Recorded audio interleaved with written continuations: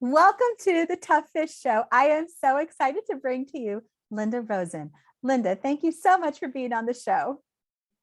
Thank you. I am really excited to be here and swim in the pond with you. Thank you so much.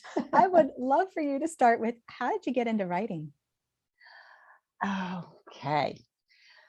All right. I got two ways, if you don't mind. By all means. I have always loved writers, and I'm an avid reader, and always thought, oh my gosh, I mean, if I could write a book, and never really thought I would write a book. But as an avid reader and somebody in book clubs, I started my book club. I thought it was so great to be able to have the writer talk to, a book club.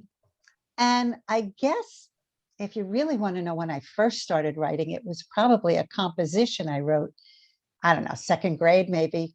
It was my autobiography, and I called it Bundle of Joy. I love that. But I took that title from a movie of Debbie Reynolds and Eddie Fisher. So that kind of tells you my era. Okay. But anyway, to get back to, I always thought it would be great, never really gave it serious consideration until I was nearing my 60th birthday. I've always been creative. I was looking for something new. And I was perusing an adult school catalog, looking for a photography course, because I like playing with photography. And I saw a writer's workshop. And I just said, that's it. And I took the workshop, and I thought, I'm going to start writing. I haven't stopped. I had no idea what they were talking about when they said craft. Mm-hmm. I didn't know what she meant, but I got hooked and haven't stopped. That was in 2006. And here I am 2 books later. Good for you. I love that. And I love that you went in with an open heart and an open mind, and the creativity to say, I want to learn, and I think this is going to be fun. And craft, what does that mean? But I'm open. Let's learn it. I can do it. Yes. And it was fabulous. And she was a wonderful teacher. And then I met with her privately. And then I took some more writer workshops in New York with the Gotham Writers Workshop. And I just fell in love with it. It was meant to be, finally. So how do you feel those writers' workshops, the lessons, essentially, the training, the teachings that you went through, how do you feel that helped you in your path? Well, as I said, I didn't even know what craft meant. So what I really, truly appreciated about it was this was not like a course where we're going to learn setting now, we're going to learn character now. We would get prompts, and that was the most fun, giving us 10 minutes to just free write and then read it aloud. And I learned what I wasn't putting in from reading mine and listening to others. I remember specifically one of them was, I had a little scene where my character was on a train. I don't even remember what I wrote about, but the teacher and the others in the class said, well, what does she see when she's on the train? What are the people doing? What's out the window? That was a way for me to learn how to bring, as I like to say, bring the camera in close, set your scene. Another, you write something and it was like, well, how did she feel about that? So without spelling it out to me, I was learning how to write. And it was wonderful. It's great. I love that so much. I think that that's fabulous, and how you just explained that, because they really were just, what you're describing is showing versus telling. You're describing. Oh, absolutely. Yeah. Showing versus telling. They were showing, and they weren't hitting you over the head with it. Mm-hmm. So I really learned how to write from that. And then, of course, I learned how to write from all the mistakes I was making. And I also, I highly recommend writers' workshops to, anybody who wants to be a writer, or even is, because it helps you hone your craft. And if you're feeling kind of stuck sometimes, just getting these prompts really can help you open up and get those juices running. But I also worked with a book coach on my first book, and that taught me a great deal from her questions. So they were both very, very important to me. And I feel like I learned the craft through the writers' workshops. So talk a little bit, if you would, about, because you've said a few things that I would really like to touch on, but one of the things you mentioned that I was listening to is that by reading it out loud, and I definitely encourage that when I hear people looking at a draft, I do it when I'm editing or writing my own, I read it out loud, because you can pick up things that you might have inadvertently missed, especially if you were deliberately reading every word, or you hear Yes. the inflection that you're putting and you're realizing, is that what you mean, or is that what's really being communicated, or should you demonstrate that a bit more? But how did the book coach help you? I love that you share that. Okay, I can't remember if it was, we sent 20 pages, something about 80 is sticking in my mind. Maybe it was 20 pages, but whatever. I would send her 20 pages, let's say, and she would read them. And then it was all through email. And she would zone in on, or zoom in on whatever I was writing about. Like the character does something, and I simply would say, how did it make her feel? Was she angry? What was she proud? How did it make that one? And so she made me expand a book from 50,000 words to 75,000 words. Okay. I thought I was done at 50. But it made me understand my characters more. And yeah, it made it a better book. So, I mean, I hope I answered that question. Yeah, that's wonderful. That's wonderful. So what I'm hearing is really that you were willing to ask for different types of help between the workshops, between a book coach, but look at that and saying, how else can I incorporate these other styles, this other feedback, this other assistance, in order to hone the craft, hone my abilities, and make me a better writer. So, and that it also feels fun, that you're going through different channels that also feel good, so that the writing itself is not getting stifled because it's just not in the right space yet. Yeah. And I will say, you hit the right word. It was fun. All of it was fun. And I think if this can't be fun, then it's not for you to do. I personally do not like writing a first draft. I want it done because I love revising. I like making it better, bringing out the color.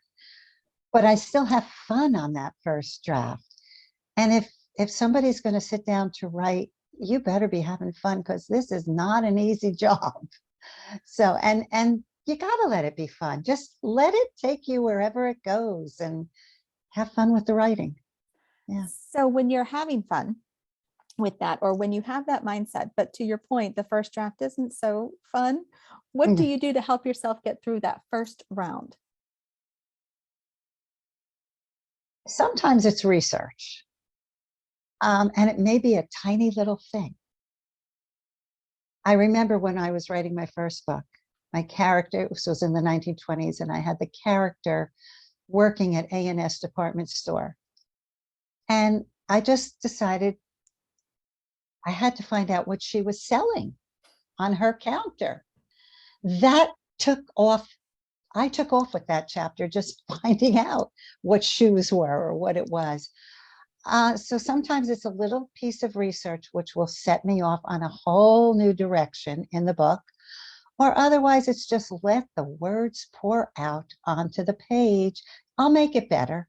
I'll get there, but just let them pour out on the page. But I am also one of these writers who, once they've poured and they're a mess on the page, I can't move to the next chapter until I fix that one. So. Understood.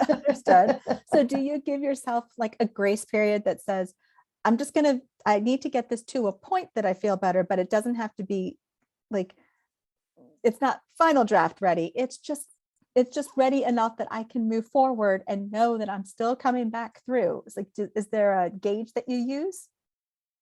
Yeah, that I won't be embarrassed reading it to my critique group. Hey, that works. Okay. That works. And yet again, you're showing like that you've been embracing a network of people, that you've been embracing Yes. a network Yes. between the writers' workshops, the critique group, a book coach. And so, I mean, how else has networking or a community of people been important to you as you've been an author?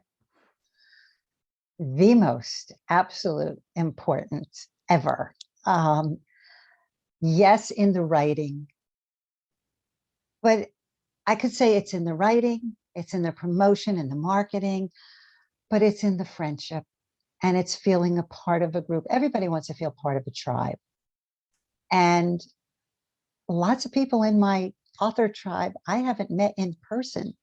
Some of them I haven't even seen on Zoom, but they're friends. We have a connection, and it's just been the most fulfilling and really the most important. It's a whole new stage in my life. It's opened up so much more and so many doors, because if I'm friendly, well, as I got to you through another author, I came to you. Somebody else will come to you through me. We just learn so much. I've been on panels and places around the country I would have never been on if I hadn't made this community. And the community also gives me validation that, yeah, you are a writer. You're a novelist. Yes, look at yourself. You're a novelist. And I get, it's a validation, because otherwise I'm just at my computer all by myself. And with, friends I may have had for many, many years that aren't writers, it's like, okay, that's nice. She's writing. They don't get it. You need people to understand. And that's my writers community too. So you said you also started a book club, and yet that's another form of community, another form of networking. How did you get that off the ground? Well, that was so many, many, many years ago. A friend of mine just decided that we wanted to talk about books. I mean, it was so long ago. I want to tell you, my son was in elementary school, and now he has children in elementary school. Okay. But still, Yes. that's like a breadcrumb, if you will, in your path, because obviously you did that, and it you had to start somewhere. So you did something that you felt was fun at that time, but yet that same premise of centering around something that you are interested in, other like-minded people who also are Right. excited, that's kind of set the tone for these other opportunities. So to me, it's kind of like a little breadcrumb that led you to this spot. Even if Yeah. it happened Yes, that whenever it did, it still is a breadcrumb. it is. Absolutely, it is. And well, that's what I mean about your tribe. I mean, these were women. We sat together month after month, talking books, and that's where I actually, I think I was the one who started it. I said, maybe we can invite an author. And at that time, it was installed on speakerphone.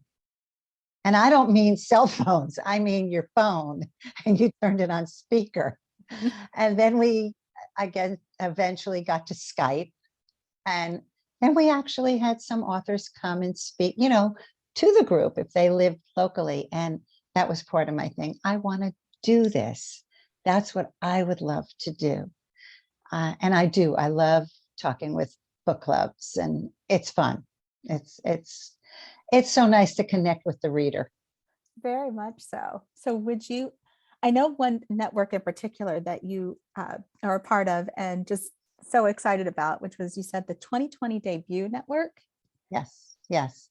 When I don't even know how I came about it. I believe it was from being a member of the Women Fiction Writers Association and being on Facebook through that group. And uh, it was Allison Hammer, who wrote a wonderful book, and Lainey Cameron.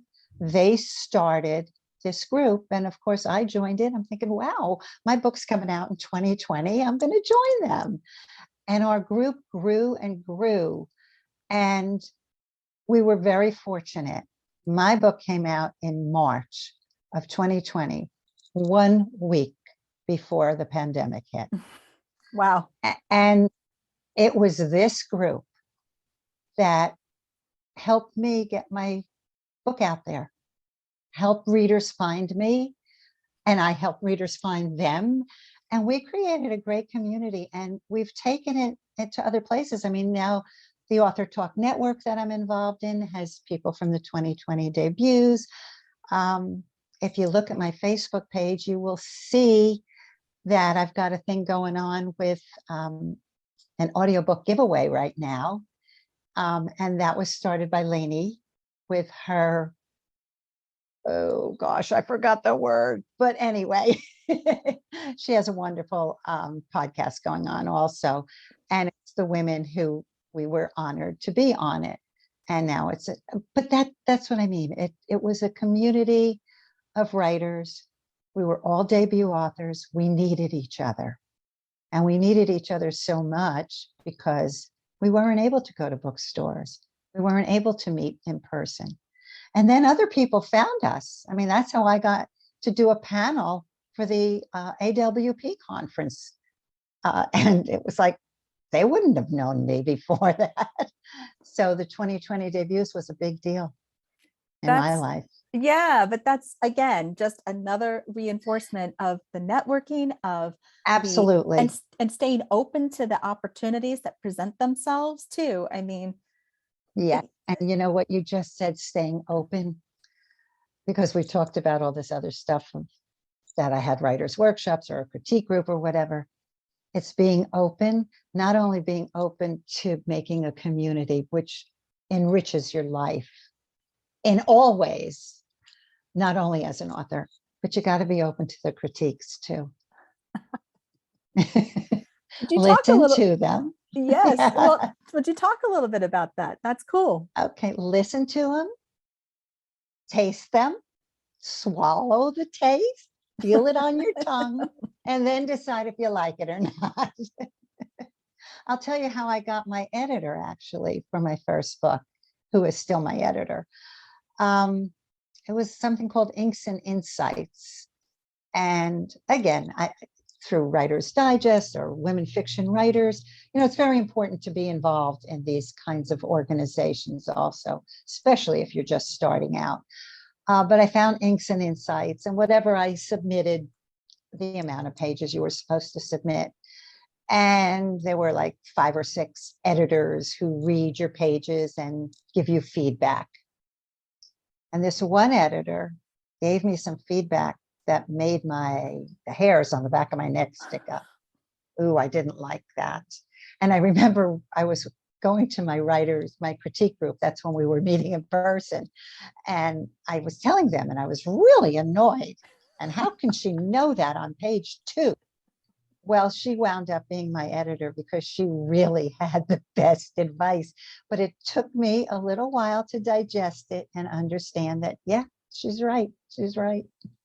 Well, and to also trust that she wanted you to be successful and that you felt like you could hear the feedback, because no matter how kind the feedback is delivered or clear the feedback is delivered, it doesn't necessarily mean that it's going to resonate with you from that person, but it might resonate from another person. So like a sample edit, like probably what you're talking about, where a sample was provided and then she gave you feedback off of that, is super helpful, because then it does give you a chance to get to know that editor, and the editor a chance to get to know you, to say, is this something I'm going to be able to do my best work in too? Is this something that I'm going to be able to contribute well into this manuscript too? So it's a nice opportunity to basically be a form of an interview for each other. Very true. Very true. And, I think everybody wants the accolades. So you automatically are drawn to the person who says, oh, it was wonderful. But that person's not going to help me because I knew it wasn't as wonderful as it could be. I had a client tell me one time, he's like, I agreed with about 98%.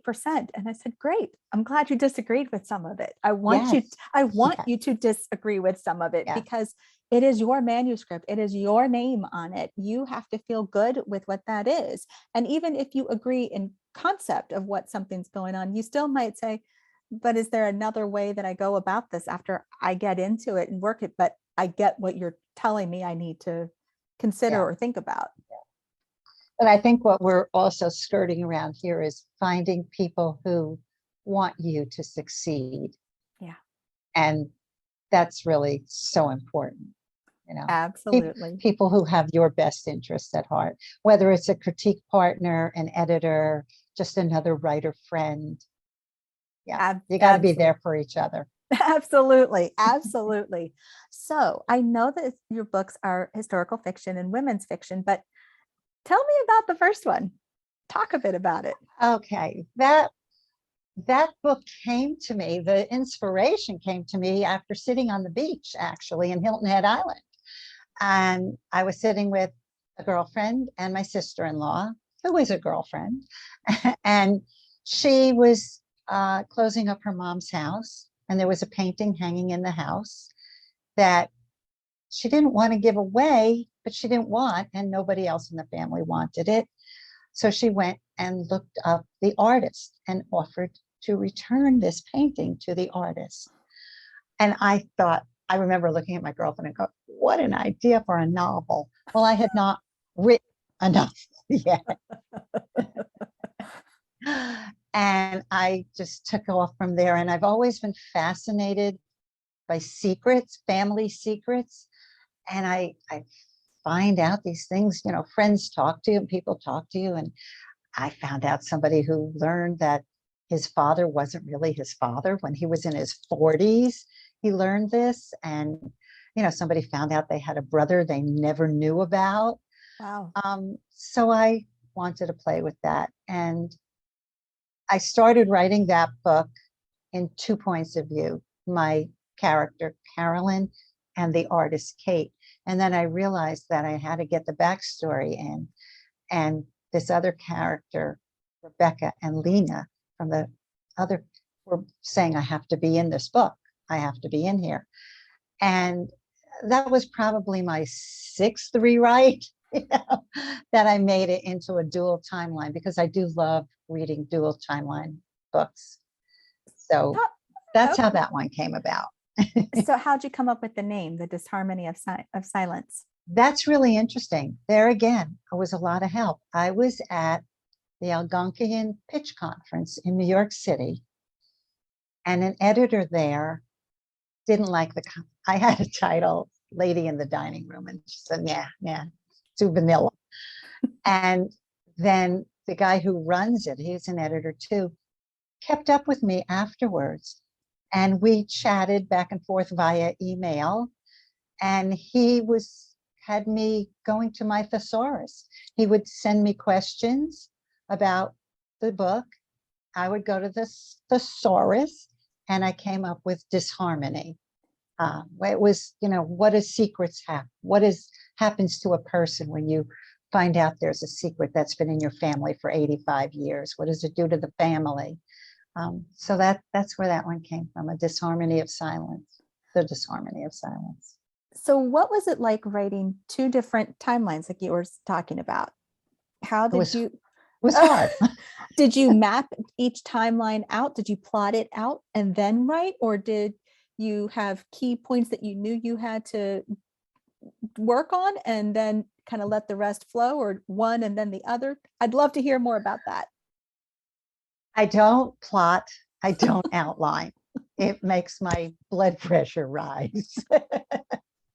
No, as I said, I was writing it one way, and then I realized I had to get the backstory in. So then I started writing Lena's chapters, and I was trying to put it together. I actually, at one point, printed the whole thing out, had it laid out on a bedroom floor, and was saying, okay, this goes here and this goes here. And then the book coach was helping me, because she said, that chapter, you want more in this chapter before you segue into the other. So, but have a big floor and a lot of paper, and lay it out. That's how I did it.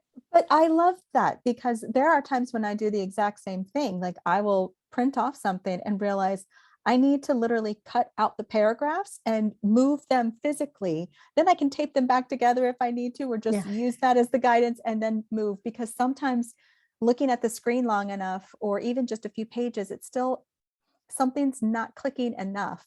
But physically treating it like a puzzle of sorts, or post-its that you're moving, does something different, and it makes it feel a little bit like, almost kind of like those puzzle pieces that look Mhm. like they don't belong anywhere, all of a sudden go, see, I'm right here. Yes, yes. It's also something about holding it in your hand Mhm. rather than a screen. Hold that paper in your hand. After I write my first draft, I have to print it out and read it from the paper. I want to see it on the paper and hold it as if it was a book and read it through. Yeah. So what was it like working on book 2 then? Okay. Well, I was actually working on 1 and 2 pretty much at the same time for a while. um, I took that writer's workshop starting in 2006. It was about 2 years later that I met up with an old high school friend of mine, and hearing her story. And as I was still in the workshops, I said, oh, that needs to be written. So I started interviewing her and writing her book, her story. And then I got the inspiration for the Disharmony of Silence. So I started writing that. And I kept going on that. But then it was like, okay, I got to put this down. And I was working on the other one, which turned out to be Sisters of the Vine. And the story I started with is so totally different now. I took it away from her story and made it my story. But so I was working on that. And I honestly, to this day, I can't tell you when I worked on one or then the other, but they were both there. And it might be a year or 6 months on this. And then I went to the other. And then I finally focused on one. And from the time I focused on the Disharmony of Silence, it took 3 years to complete it and get a publisher. And then I went back to the other one, to the point where my book was out for a month, and the publisher said, do you have another? And I said, I do, but it's in the works. He said, send it to me. It's not done. And he said, send me what you have. And I did. And he said, okay, we want to publish that. Have it done by September. This was April. I said, I can't have it. It took me 10 years to write the other one. I can't have this done. But I buckled down and I got it done. Nothing like a timeline. I really like that. I do. I work better under pressure that way. Nothing like a deadline. But that is awesome. And what a compliment to have received, really, that the publisher said, hey, you got something else? Now.